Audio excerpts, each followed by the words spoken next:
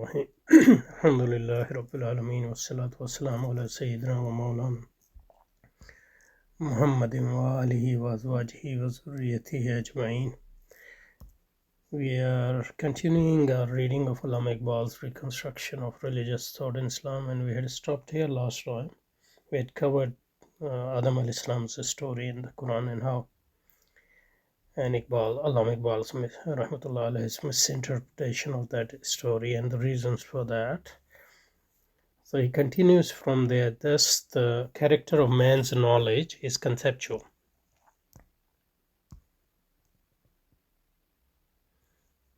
And that he derives from the fact that for him, Allah Ta'ala subhanahu wa ta'ala taught Adam alayhi salam wa allama Adam al-asma kullaha, naming. And by naming, he says that the point of these verses that man is endowed with the faculty of naming things and forming concepts. The language is a tool for forming concepts as well. But from this, it doesn't follow that concept of them is capturing things. I mean, you can capture them, but the Islamic attitude is use with according to as a trust. Those things don't belong to us. They are trust for a limited time. So thus the characters of man's knowledge is conceptual. But it doesn't follow from naming things. Just because we can name things and we can form concepts, it doesn't mean that our knowledge is conceptual. Of course, our knowledge is conceptual, but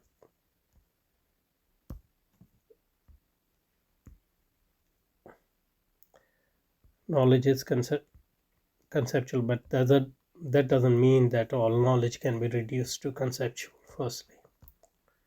And as we saw last time, his definition of knowledge is purely Kantian and or Lockean, depending on how you read him at this point. But that's totally different from the definition of knowledge, for example, you will find in Islamic disciplines like usul fiqh or mantiq. And obviously it is totally different from the definition of knowledge we have in the Quran al-Azim, which is the khashyatullah, which is the fear of Allah subhanahu wa ta'ala. And if you want to get an Islamic concept of knowledge, you should read, for example, Imam Ghazali's Kitab al-Ilm in Ihya al-Ulum. So,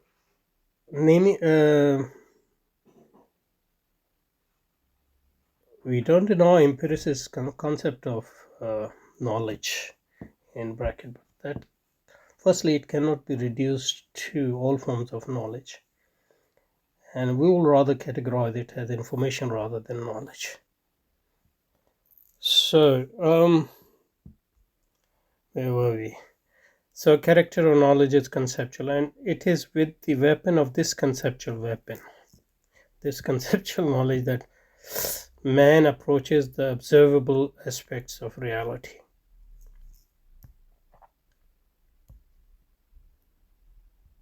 Which man is that?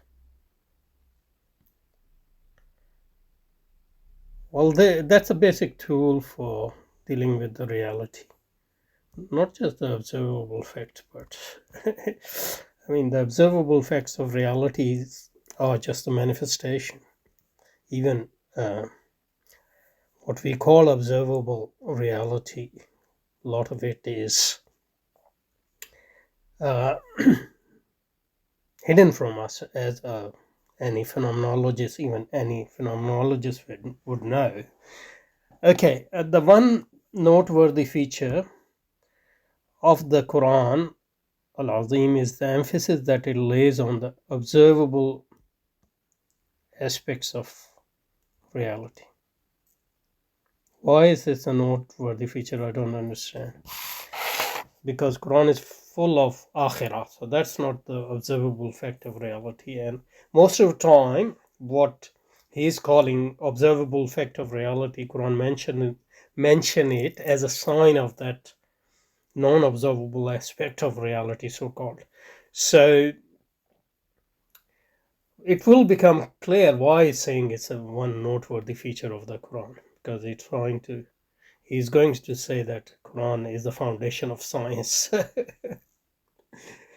uh, the one noteworthy feature of the Quran is the emphasis that lays on the observable aspects of reality. Let me quote a few verses, okay?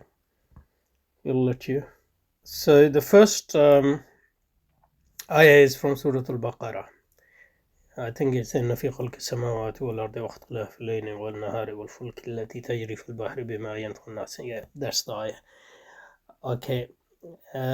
His translation. Let's look at his translation first.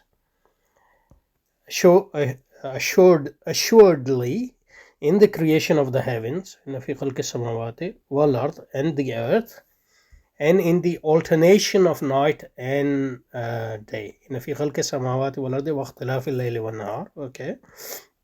والفلك التي تجري, and the ships which pass through. Not pass through.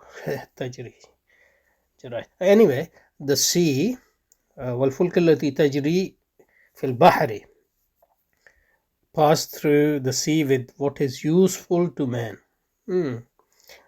Useful is not a good word, because obviously it has instrumental meaning in English language, but because in Quran it says bima yanfa'un nas, what is of benefit to people. It's not saying useful, because useful is a very limited conception of nafa, benefit. Anyway, and in the rain, والفلك التي تجري بما ينفع الناس وما أنزل من السماء, and in the rain which God sendeth down from heaven, giving life to the earth after its death. See, that's very important. So this is actually one of Quran's argument for resurrection, for the life after death, giving life to the earth after. So the way Allah subhanahu wa ta'ala give life to the dead earth, in a similar way he will give life to the mauta, to the dead people. Okay.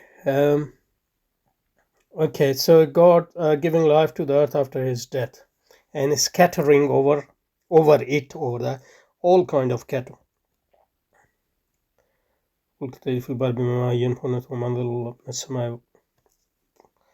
وهي بالأرض بعد موتها وبث فيها من كل دابة وتسريف, and in the change of the winds, وتسريف, and in the cloud that are made to do service between the heavens and the earth. Service.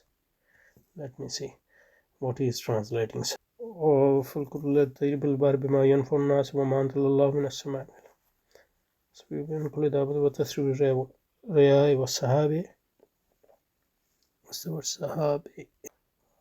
والسحاب المسخر بين السماء والأرض. والسحاب المسخر, not service, المسخر بين السماء والأرض. Do other translations say? This one I have, it says, I don't know which one it is, but it says, and the clouds which are held between the sky and earth are indeed ayah, that is proof, evidence, sign, etc. for the people of understanding. Okay, the other translation says, Abdul Halim's translation is that and clouds that run the appointed courses between the sky and the earth. So that's close to this translation, so I guess it's fine. The clouds that are made to do service between the heavens and the earth are signs. See, another thing, signs. This sign, for those who understand, I don't know what understanding is in the inverted comma. Abdul Halim says, for those who use their mind. Um, Now, sign itself tells me that science. This is very non-scientific because sign in signified. That's the as we. If you have read, for example, Michel Foucault's Order of Things, this is the language of Renaissance, 15th century, not the scientific language. Anyway, now important thing, obviously, Allama Iqbal doesn't say it here. Where does this ayah occur in the Quran? What happened? Because one of the main thing to understand Quranic verses is to their context. Okay, so the context is at least read one ayah before it and one after it. So, for example, the ayah before it is, and this is in Abdul Halim's translation, your God is the one God. There is no God except Him, the Lord of mercy, the giver of mercy. And then it goes in the creation of the heavens and the earth. And after this ayah, that is number 165, even so there are some who choose to worship others beside God as rivals to Him, loving them with the love due to God. But the believers have greater love for God. See, so the whole ayah here is doing what is doing. It is arguing for the oneness of God, and only He should be worshipped, etc. And only He should be loved, the divine love. Okay, let's go through the next ayah, and this is from 6, Surah 6. Which one is that? Okay, so this is Surah Al-An'am. And it is He who hath ordained for you that ye may be guided thereby in the darkness of the land and of the sea. Ordained for you that you may be guided. It is He who made the stars, not ordained for you that.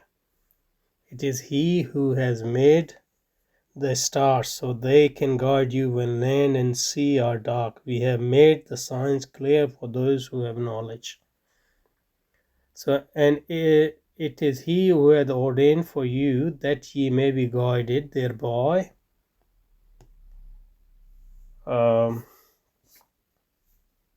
In the darkness of the land and of the sea. Clear have we made our signs to men of knowledge,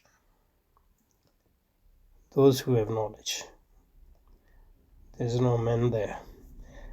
And it is He who hath created you of one breath, and hath provided you an abode and resting place in the womb. And it is He who hath created you of one breath. What does that mean? Clear have we made our signs for men of insight, and it is He who sendeth down rain from heaven, and we bring forth by it the buds of all the plants, and from them bring we forth the green foliage, and the close growing grain, and the palm trees which with sheaths of clustering dates, and gardens of grapes, and the olive, and the pomegranate, like and unlike. Look you on their fruits when they ripen. Truly, herein are signs unto people who believe. Okay. I'm just going to read the translation of the same ayahs from Abdul Halim. So, if there is any mistakes, that should be clear. So it is He who made the stars so that you can be guided by them in the dark, on land or sea. So Allah subhanahu wa ta'ala is mentioning His bounties so that you can be guided by them to the dark. And it should be clear the parallel between the stars, guiding through stars, and the guidance through prophets. It is He who made the stars so that you can be guided by them in the dark. on land or sea. We have made the signs clear for those who have knowledge. Now, what is this knowledge? It is He who first produced you from a single soul. So this wasn't clear. It is He who had created you of one breath. It is He who first produced you from a single soul, then gave you a place to stay in life and a resting place after death. We have made our revelations clear to those who understand. Okay, not science, revelations. It is He who sends down water from the sky. With it we produce the shoots of each plant, then bring greenery from it, and from that we bring out grains, one riding on the other in close packed rows. From the date palm come clusters of low-hanging dates, and there are gardens of vines, olives, and pomegranates, alike yet different. Watch their fruit as they grow and ripen. In all this there are signs for those who would believe.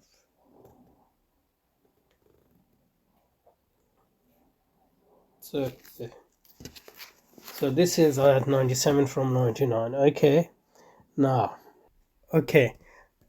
So this one is from Surah Fussilat, ayat 45 and 40. Hast thou not seen how thy Lord lengthens out the shadow? Had He pleased, He had made it motionless. But we made the sun to be its guide. Then draw it in onto us with easy indrawing. Okay, which one is that?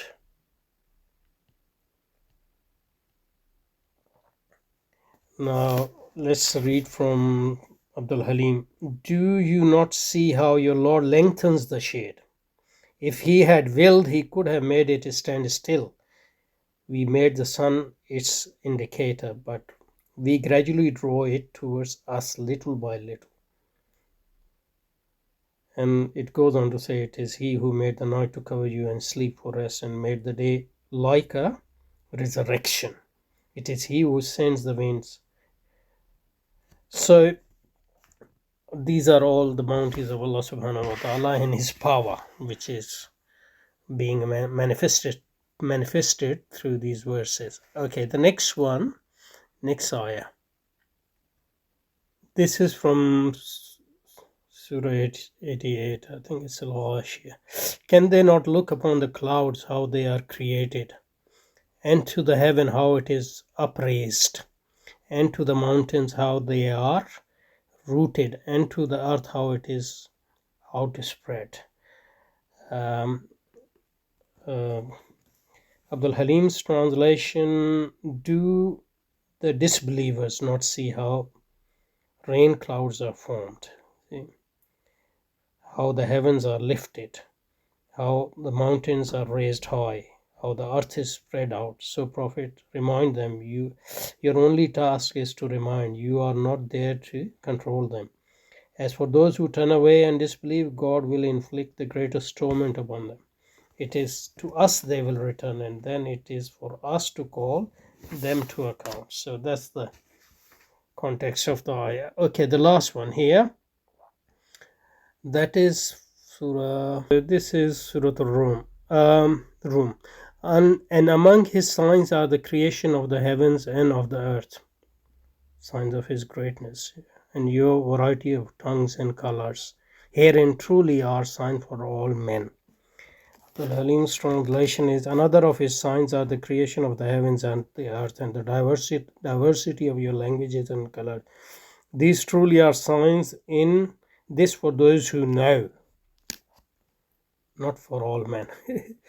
Among His signs are your sleep by day, by night and by day, and your seeking His bounty. There truly are signs in for those who can hear. Among His, and so it goes on and on. So anyway, these are the ayah He mentioning, but what is He trying to establish with this ayah? That is the main thing. Now, first, to be fair, he, for the first time anyway, he concede that no doubt the immediate purpose of the Quran in this reflective observation of nature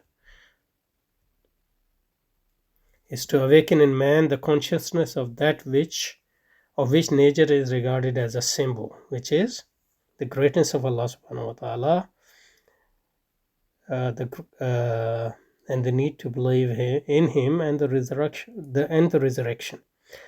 But the point to note is that the general empirical attitude of the Quran. What is empirical in that? That's very important. Empirical attitude. What is empirical attitude? And we'll come back to that. Of the Quran, which engendered in its followers a feeling of reverence for the actual. Now, Quran is actually asking you to focus on actual in order to divert your attention to ghaib. So it's not actual. People have observed actual all their life. There's nobody more aware of the actual than pagans, for example. That's not of the Quran, which engendered in their followers a feeling of reverence for the actual.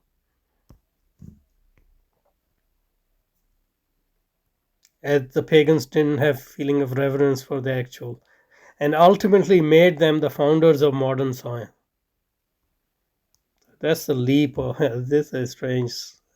So that's what's the argument? That's modern science. The whole purpose of Quran, or at least one of its purposes, is to establish modern science. This is one of the most bizarre argumentation you would hear, but people keep repeating it without thinking twice about it. So what is the argument here? So there is something called general empirical attitude.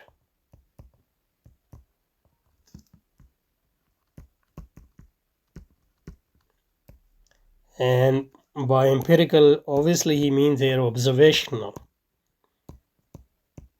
But empirical doesn't mean observational, only observational. Anyway, that's the first thing. But as we see, the observation is as a sign for something which is not observed. In fact, Quran starts with Alif Lam Mim Zalikal Kitabul La Rayba Fihi Hudal Lil Muttaqin Alladhina Yu'minuna Bil Ghaib, unseen. So all this observational is as a sign for the unseen. That's the point of the Quran, not to engender some sort of empirical attitude, whatever it might be. People had empirical attitude always, and no one had more empirical attitude than the pagans. So empirical attitude, that's the first, and from this, somehow this engendered in Muslims feeling of reverence for the actual.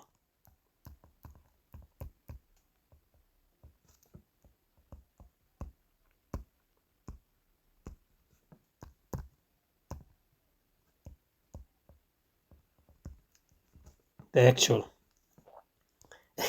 fact, empirical attitude actually teaches the exact opposite, irreverence of the actual, so that you can transcend it and use it for your own benefit.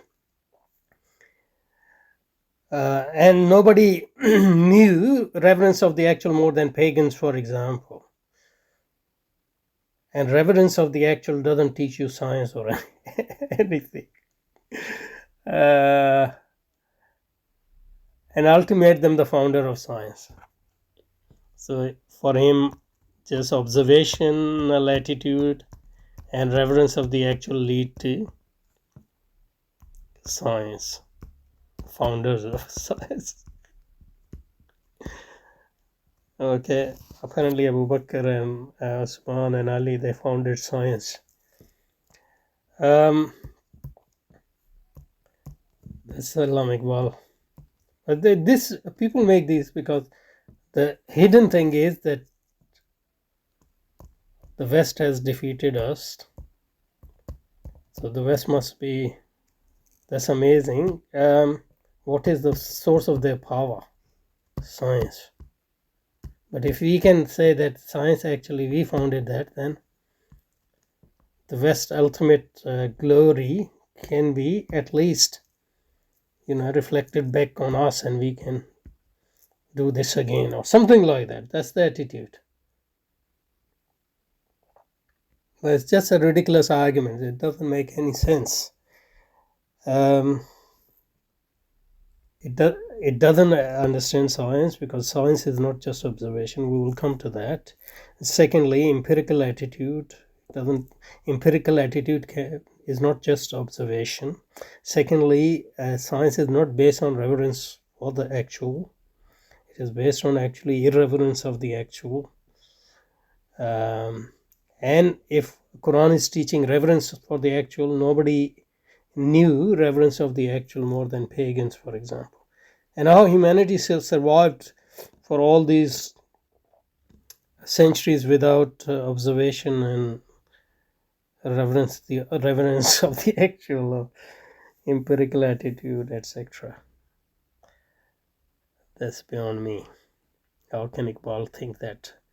This is the same Iqbal who said that है वही तेरे ज़माने का इमाम बरहक तुझे हाजिर व मौजूद से बेजार करे, मौत के आईने में दिखा कर तुझे रुखे दोस्त जिंदगी तेरे लिए और भी बेजार करे. So that's a different Iqbal. But this Iqbal here, he thinks that Quran is teaching us the reverence of the actual. Okay, so it was it was a great point to awaken the empirical spirit in an age which renounced the visible as of no value in man's search for God. Which age was that? I mean, Meccans, you can read Jahili Shairi, they're all visible. They have all empirical spirit in the world. Anyway, let's stop here and we'll continue from here, inshallah. Assalamu alaikum.